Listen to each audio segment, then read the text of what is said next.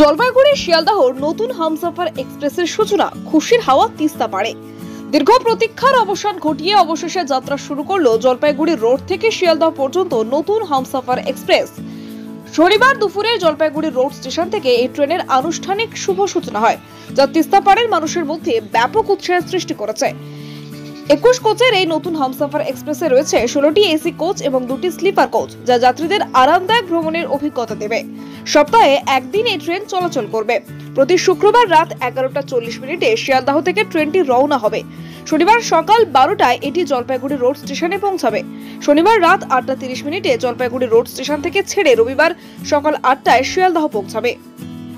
আজ এই ট্রেনের শুভ উদ্বোধন করেন জলপাইগুড়ি লোকসভা কেন্দ্রের সাংসদ ডক্টর জয়ন্ত কুমার রায়। দুপুর 2টায় সবুজ পতাকা নেড়ে তিনি ট্রেনটির যাত্রা শুরু করেন।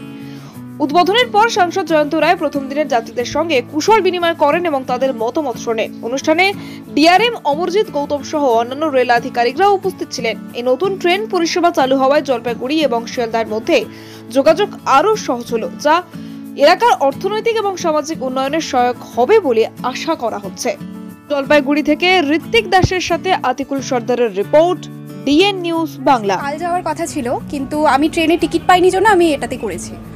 টিকিট अवेलेबल ছিল? হ্যাঁ, একদম। কোচ অথবা পরিষেবা ইত্যাদিতে কেমন দেখছেন? আপাতত তো এখন প্রথম এলাম, তো যা দেখছি সবটাই খুব ভালো। এখন সেটা সামনে আরো যখন যাব তখন সেটা বুঝতে পারবো। এই ট্রেনটা কি রোজ দিন চলালে ভালো না সপ্তাহে একদিন? অবশ্যই রোজ দিন চললে ভালো, কারণ আমরা কলকাতাতে মিনিমাম আমাদের মাসে 2 থেকে 3 বার যাতায়াত করতেই হয়, তো কাজেই রোজ হলে খুব সুবিধে হয়।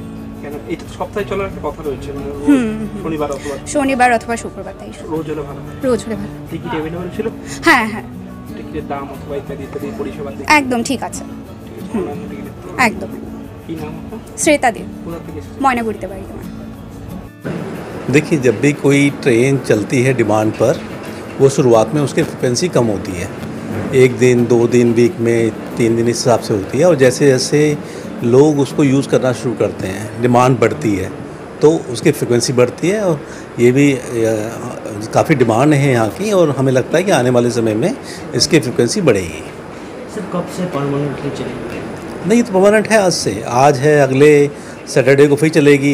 ये परमानेंट है, एवरी सैटरडे ये यहाँ से सियालदह तक चलेगी। पहला दिन सर टिकट तो फुल हो गया शायद? 100% बुक्ड है इस समय।